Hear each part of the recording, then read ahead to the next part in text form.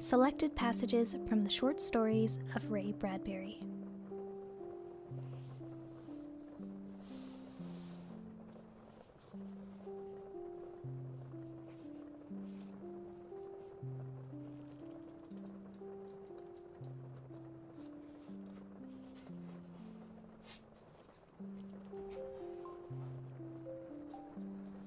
The long rain.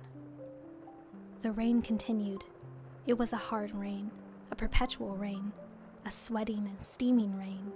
It was a mizzle, a downpour, a fountain, a whipping at the eyes, an undertow at the ankles.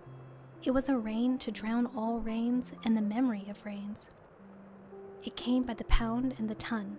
It hacked at the jungle and cut the trees like scissors and shaved the grass and tunneled the soil and molted the bushes.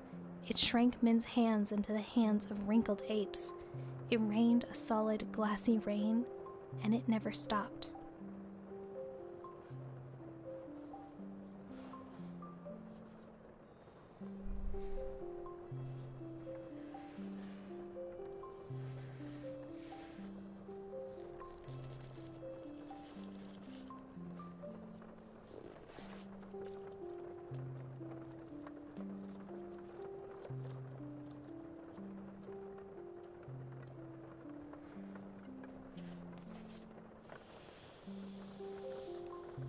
A sound of thunder.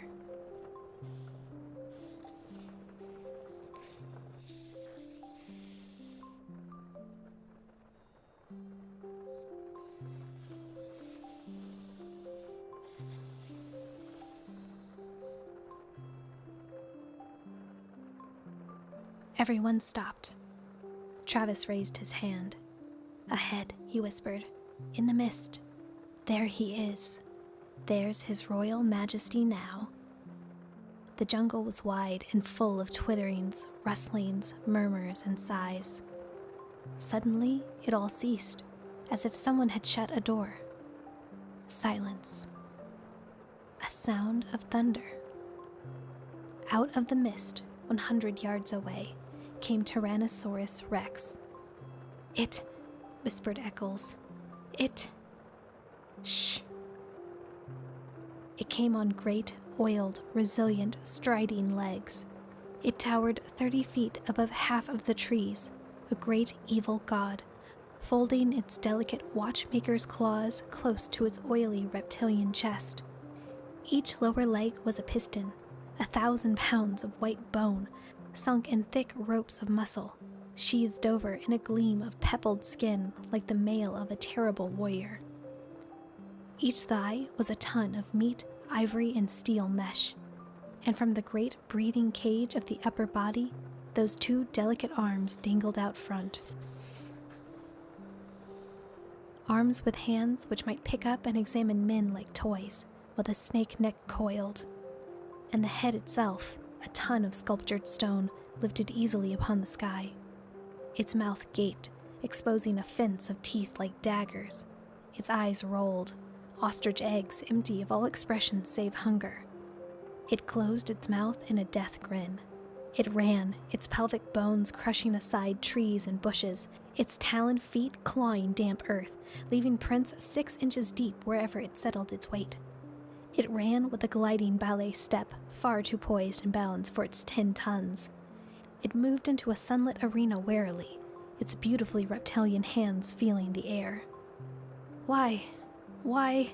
Eccles twitched his mouth. It could reach up and grab the moon. "Shh," Travis jerked angrily. "He hasn't seen us yet."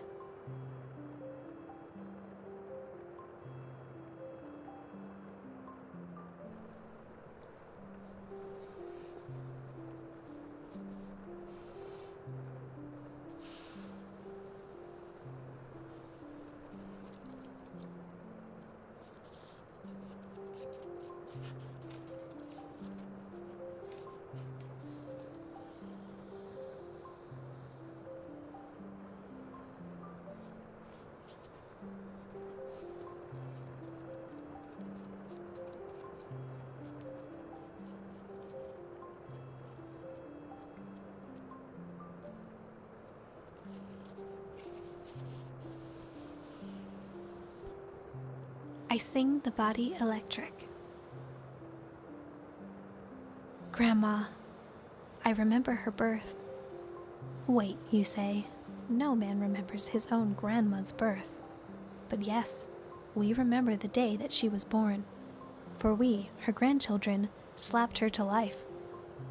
Timothy, Agatha, and I, Tom, raised up our hands and brought them down in a huge crack. We shook together the bits and pieces, parts and samples, textures and tastes, humors and distillations that would move her compass needle north to cool us, south to warm and comfort us, east and west to travel round the endless world, glide her eyes to know us, mouth to sing us asleep by night, hands to touch us awake at dawn. Grandma, oh dear and wondrous electric dream. When storm lightnings rove the sky, making circuitries amidst the clouds, her name flashes on my inner lid. Sometimes still I hear her ticking, humming above our beds in the gentle dark. She passes like a clock ghost in the long halls of memory, like a hive of intellectual bees swarming after the spirit of summers lost. Sometimes still I feel the smile I learned from her, printed on my cheek at 3 in the deep morn. All right, you cry. What was it like the day your damned and wondrous, dreadful loving grandma was born? It was the week the world ended.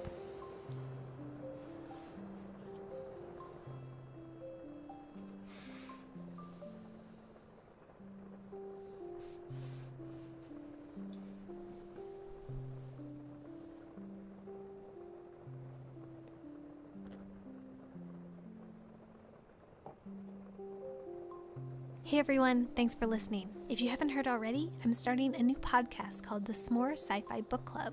I'm co-hosting this with Adrienne Tilley from Marshmallow and Mimosa. We'll be reading vintage science fiction books, digging into their history, and exploring their impact on modern sci-fi. You can follow along on our Goodreads group, and I'll have all the information down below. Thanks and happy reading!